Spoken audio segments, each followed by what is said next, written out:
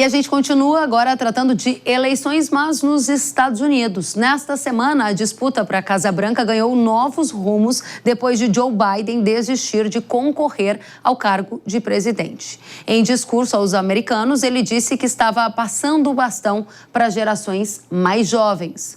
Biden também deixou claro o apoio dele a Kamala Harris, que agora é indicada como o principal nome dos democratas. Segundo a imprensa internacional, ela já possui os votos necessários de delegados para ter uma indicação formal como candidata do partido. E que tipo de relação Kamala Harris tem com o agronegócio? Não há registros de uma atuação tão forte dela ligada ao setor. No histórico está a defesa de leis estaduais que abordam o bem-estar animal quando foi procuradora-geral da Califórnia. Ela também copatrocinou uma resolução que criava um novo acordo verde nos Estados Unidos, quando era senadora, e já esteve envolvida em projetos de proteção de trabalhadores rurais.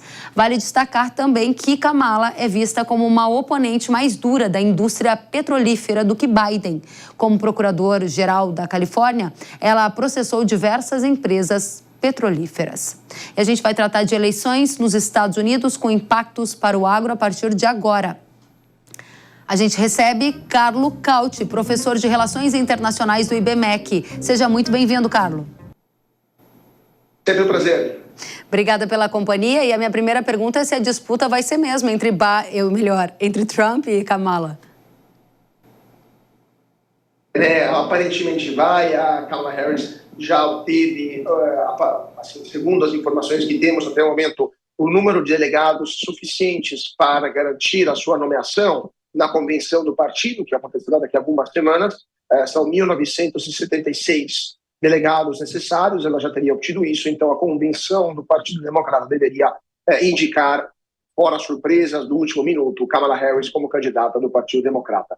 E Trump, obviamente, é o candidato mais forte do Partido Republicano, e ele vai concorrer, ele já ganhou, né, a primária do Partido Republicano, e ele vai concorrer, e vai ser uma disputa muito dura, porque se de um lado Kamala Harris já começou a acusar Trump de ser uma pessoa que já foi condenada pela justiça, que tem um histórico criminal, e é contestável também pelo aquilo que a gente viu acontecer nas últimas semanas.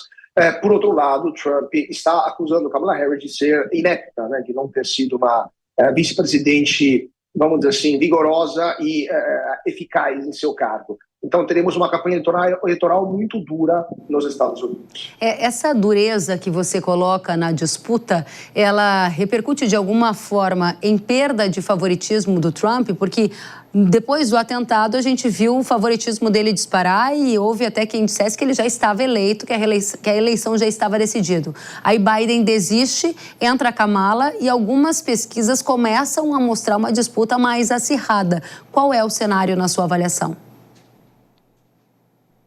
Muito cedo para a gente ter uma visão clara, porque faltam ainda muitas semanas, os programas eleitorais ainda não foram apresentados, não houve um debate ainda entre os dois, então ainda é meio cedo para ter uma visão mais clara. Porém, podemos dizer que apenas uma pesquisa das cerca de uma dúzia que foram realizadas após a renúncia de Joe Biden para a reeleição, apenas uma pesquisa dava a Kamala Harris na frente, a da Ipsos. Todas as outras, inclusive da CNN, tudo podemos definir menos que uma emissora pró-Trump, todas elas indicam Trump na frente, pelo menos de uns 5 pontos na frente de Kamala Harris. Dependendo de como foram os debates, se Kamala Harris não for performante, não for ter um bom desempenho nos debates, Trump poderia até aumentar esta vantagem. E lembrando que nos Estados Unidos são duas as maiores críticas que a população faz ao atual governo Biden. Primeiro, a inflação muito elevada, que vai continuar até as eleições. E ponto número 2, a imigração fora de controle. Outro fenômeno também que vai continuar até as eleições.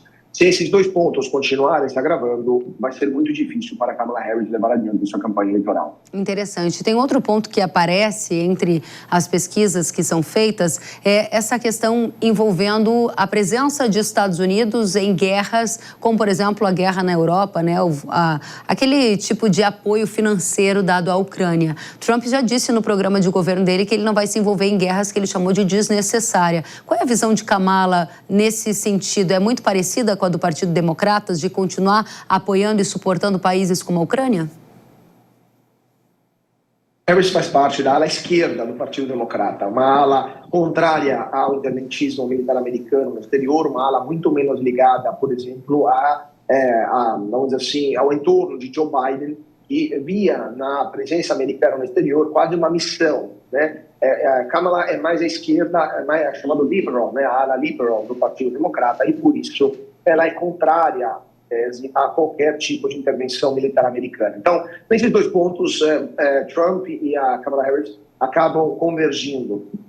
Mas a questão fundamental é que Trump representa uma boa parte dos Estados Unidos, essa majoritária, especialmente do Midwest, da parte dos estados do centro, né, dos Estados Unidos, tirando as faixas litorâneas, né, de um lado Nova York e a Pensilvânia, do outro lado a Califórnia, etc. A parte central dos Estados Unidos, a parte que ofereceu o maior tributo de sangue para as ações militares americanas no exterior, no Afeganistão, no Iraque, na Líbia, e agora também, né, em alguns países africanos.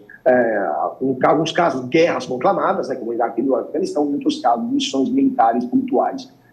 E essa parte dos Estados Unidos está cansada de lutar em guerras que eles não entendem como, de fato, necessárias para os Estados Unidos. São guerras que, se os americanos tivessem entrado ou não teria mudado absolutamente nada para a vida do americano médio. Então, Trump encarna este cansaço imperial, podemos chamar assim, de boa parte da sociedade americana, e Kamala Harris também poderia interceptar essa falta de vontade do eleitorado americano de se envolver em mais um conflito. Nesse caso, no caso da Ucrânia, os americanos não consideram esse conflito como existencial, né, como uma ameaça existencial para o seu país. Agora, nesse contexto em que a gente está aqui discutindo uma possível disputa entre Kamala e Trump, quais são os principais pontos que aproximam e distanciam Trump do agro e os principais pontos que aproximam e distanciam Kamala do agro? São políticos que têm uma visão mais protecionista, diferente, por exemplo, da parte mais centrista do Partido Democrata e do Partido Republicano, que tende a ser mais a favor do livre mercado. Né? Então, por exemplo, um presidente como Bill Clinton, nos anos 90, era muito mais favorável ao livre mercado do que a Kamala Harris hoje, né? E ambos são do Partido Democrata.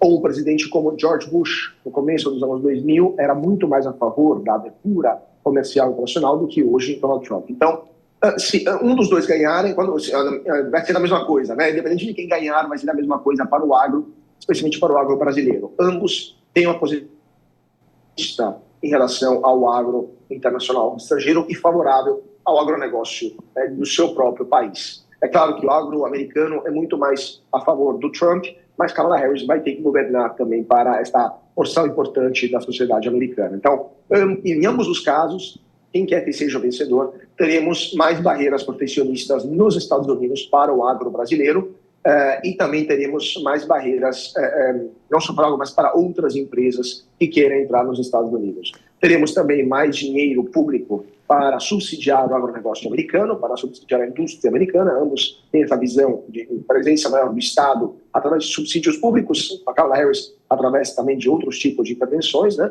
Mas em todos os casos está muito longe de ser, são dois candidatos muito longe de ser liberais no sentido clássico do termo.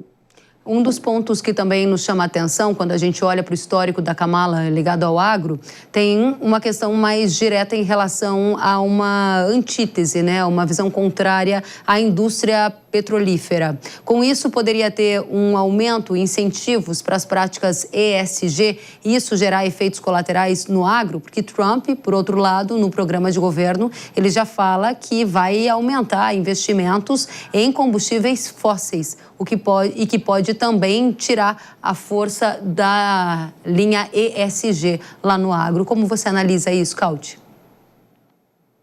Pois é, Kelly. Um minutinho só que acho que meu microfone acabou a bateria aqui. Estamos te ouvindo bem. Está me ouvindo agora? Sim.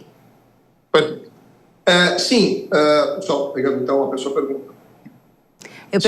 Kamala Harris, caso ela ganhe as eleições nos Estados Unidos, ela vai ter uma posição muito mais favorável a questões ligadas à ESG Portanto, ela vai limitar, por exemplo, a exploração petrolífera dentro do território americano, ela vai querer incentivar, por exemplo, práticas de eletrificação dos carros, ela vai, por exemplo, tentar coibir o uso de algum tipo de pesticidas, né, de defensores agrícolas, na verdade, entre outras coisas. Trump é muito mais a favor da indústria petrolífera, é muito mais a favor de um desenvolvimento menos ligado a práticas ambientalistas, né, do que Kamala Harris. E, de novo, lembramos, é próxima da ala mais radical do Partido Democrata, uma ala até anticapitalista, por alguns aspectos, e, com certeza, uma ala do partido, uma facção do Partido Democrata é muito mais hostil a práticas assim, de mercado do que o caso Donald Trump.